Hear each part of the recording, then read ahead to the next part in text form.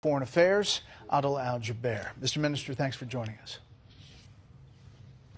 Anytime. Good to be here.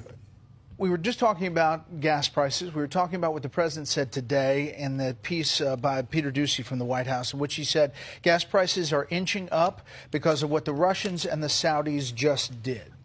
What was the decision behind the OPEC Plus move, and how do you react to the president talking about it in that way?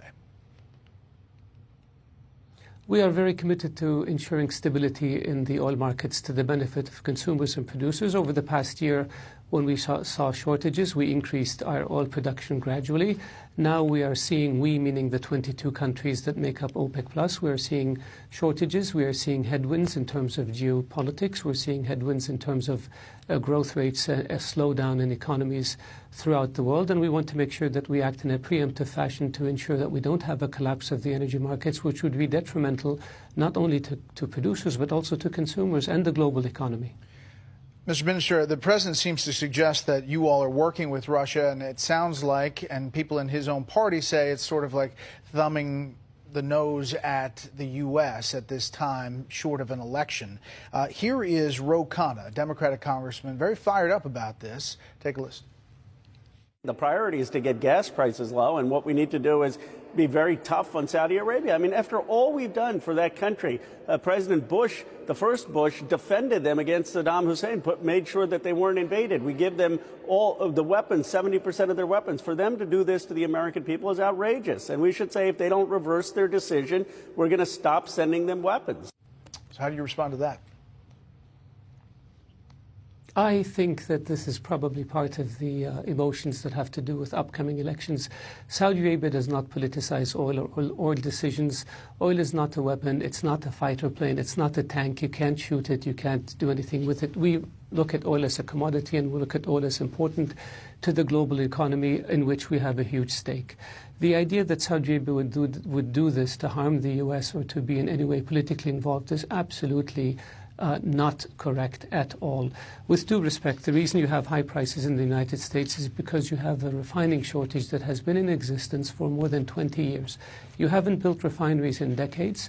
You have now, unfortunately, and my condolences to the victims and to those who were injured, I wish the quick, speedy recovery. You have accidents that happened in a refinery in California, and you have a number of refineries in the Midwest that were shut down. It's as a result of this shortage of refining capacity that you have a shortage of gasoline and an increase in the price of gasoline. It has nothing to do with the fundamentals of crude oil supply and demand. The president's asked a lot about that trip that he took to Riyadh, meeting with the Crown Prince there.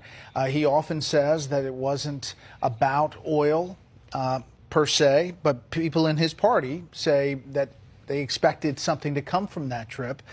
Was it at all about oil?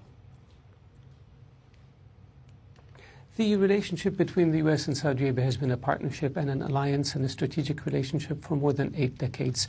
We have worked together in a way that benefits both of our countries and our people over the past 8+ decades, and we will continue to do so.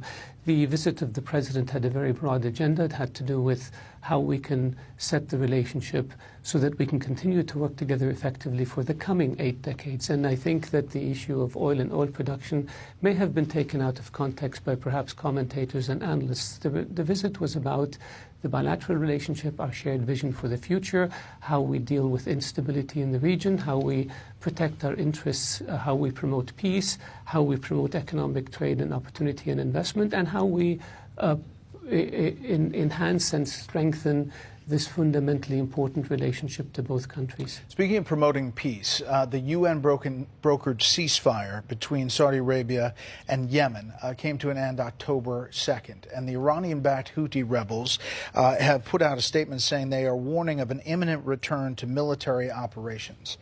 Where, Mr. Minister, is this going? It is unfortunate. The agreement, the ceasefire was made between the Yemeni government and the Houthi rebels. The coalition led by Saudi Arabia supported the position of the Yemeni government to enter into a ceasefire, and we supported the continuation of the ceasefire, as did the United States, the UN, and the European community. The Houthis this time around have made a point not to extend the ceasefire to the detriment, unfortunately, of the Yemeni people. We continue to try to press upon them, as does the United States and as does the United Nations, to accept the continuation of the ceasefire so that we can continue to work on reconstruction in Yemen, continue to work on providing food and medicine to the people of Yemen who desperately need it, and to make sure that the Yemeni population can move towards a more pleasant place than where they have been as a consequence of Houthi intransigence and Houthi aggression. Last thing, Mr. Minister, this is Russia in Ukraine and the threat of nuclear weapons there. Your reaction to President Biden's characterization that we may be closer to a nuclear confrontation at any time since the Cuban Missile Crisis? We hope not. We hope that any kind of conflict can be averted through negotiations and discussion. We oppose the seizing of territory by force, and we have supported the UN resolution to that effect. We have maintained lines of communication open with both Russia and Ukraine in order to see what can be done towards moving towards a cessation of hostilities and a ceasefire.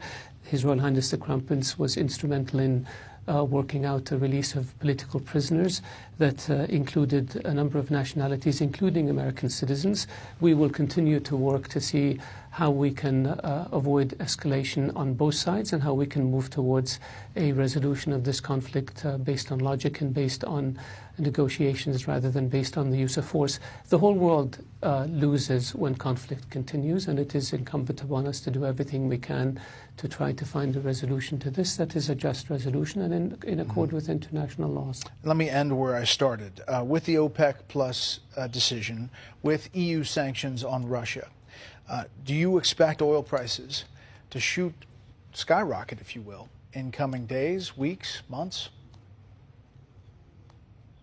No, we don't. If we did, there would not be a decision to reduce the quotas of the OPEC Plus countries. The decision was unanimous.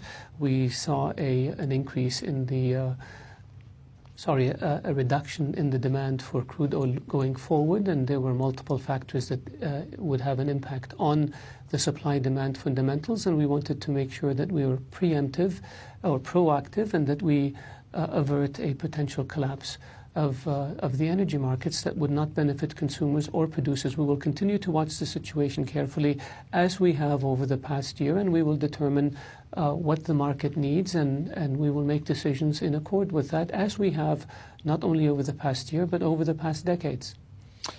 Mr. Minister, Adel Al-Jubeir from Saudi Arabia, thank you for the time.